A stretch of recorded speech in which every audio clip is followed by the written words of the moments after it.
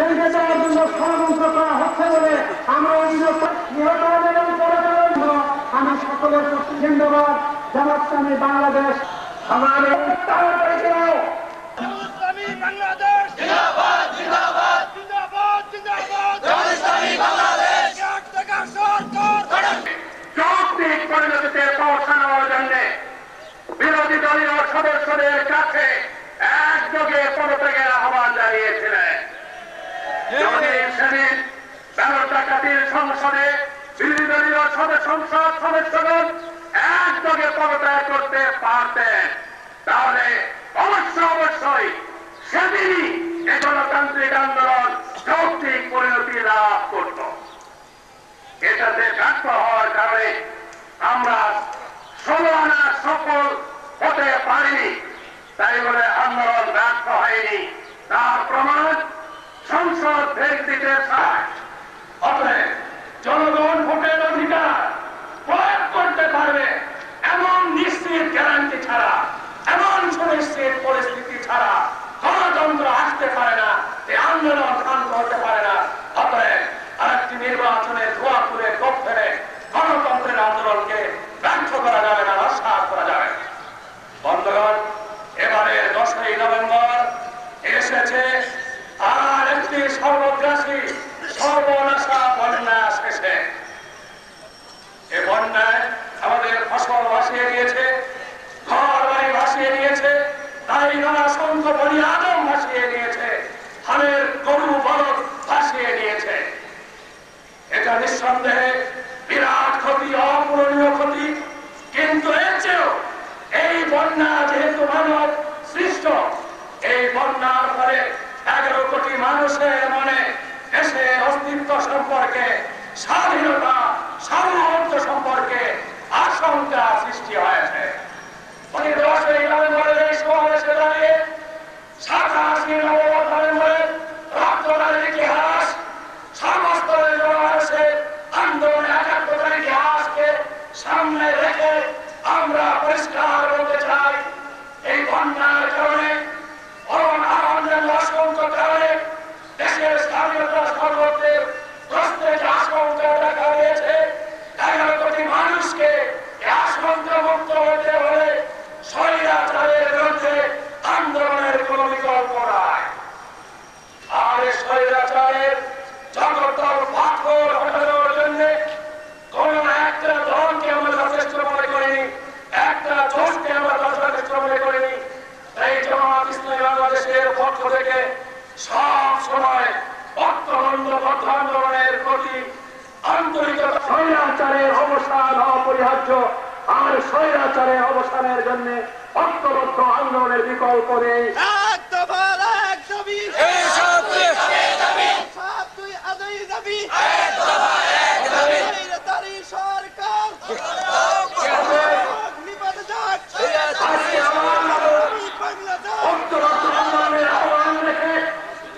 এবং স্বৈরাচারের পরোক্ষ অথবা প্রত্যক্ষভাবে সহযোগিতা হয় এমন যে কোনো ধরনের বক্তব্য এবং কর্মসূচি দানের বিরোধ।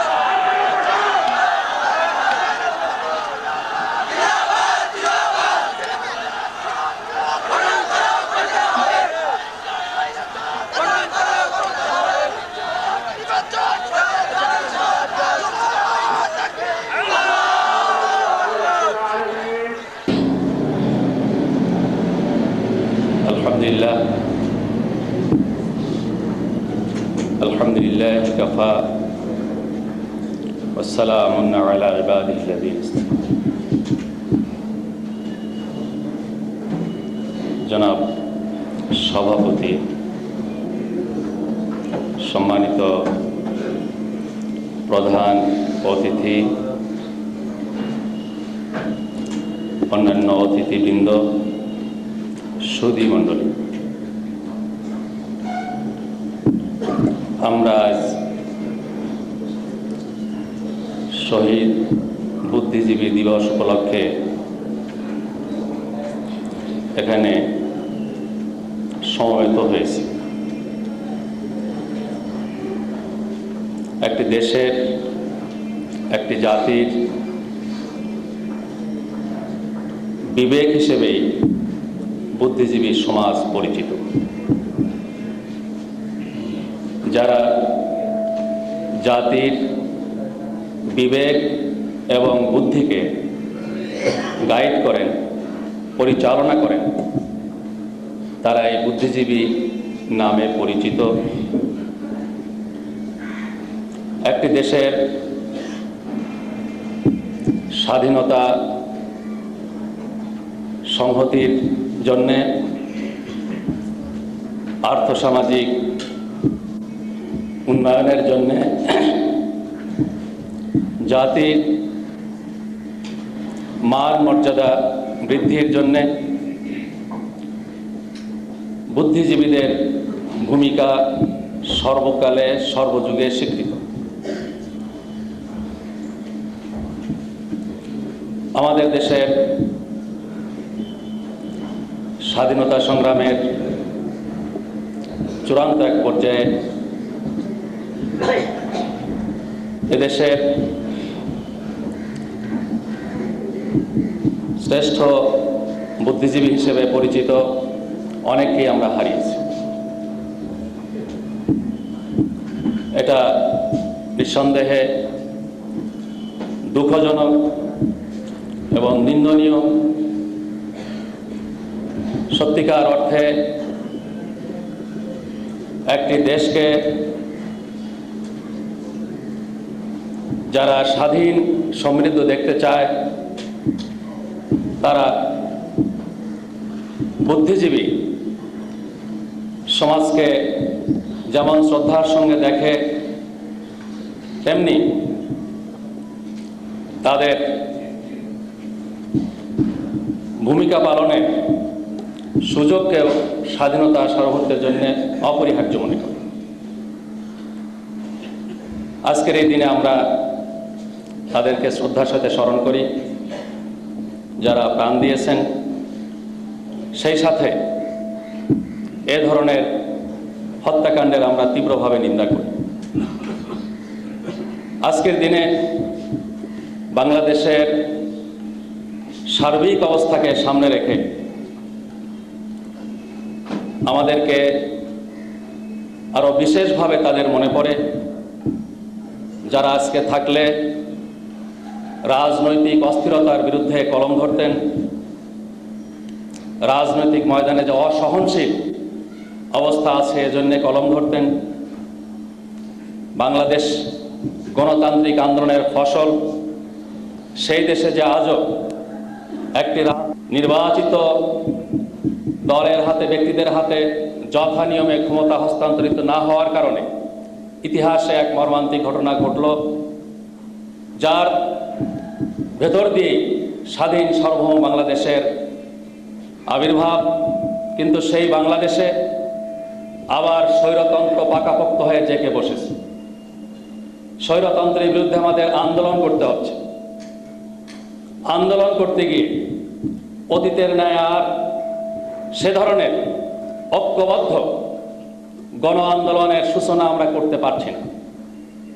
গণ আন্দোলন তুঙ্গে উঠছে, সাফল্যের দ্বার প্রান্তে পৌঁছে যাচ্ছে, আবার কোন অজানা অদৃশ্য হাতের ইশারায় সে আন্দোলনে সেট করছে।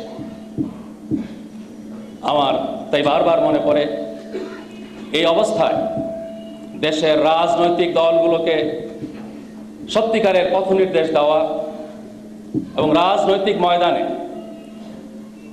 যে ব্যক্তি যে কারণে জনগণের ঐক্যবদ্ধ আন্দোলন তুঙ্গে ওঠার পরে ব্যর্থ হচ্ছে, এ ব্যাপারে সাহস হিম্মত নিয়ে সঠিক কথা বলা, সত্য কথা বলা, এই সত্য কথা বলার লোকের বড় অভাব আমরা প্রকটভাবে উপলব্ধি করছি।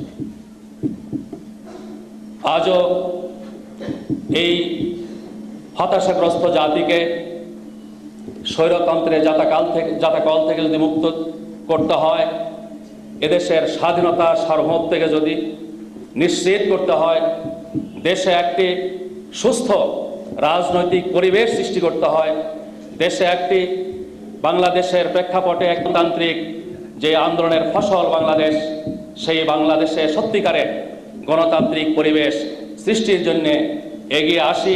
এজন্য বুদ্ধিজীবীদের একটা বলিষ্ঠ, সৎ, সাহসী ভূমিকা পালনের প্রয়োজন আছে। জামায়াত ইসলামী বাংলাদেশ ইসলামী ঐতিহ্যের অনুসারী হিসেবে ইসলামে অতীতে যেমন বুদ্ধিজীবীদের সমাদর ছিল,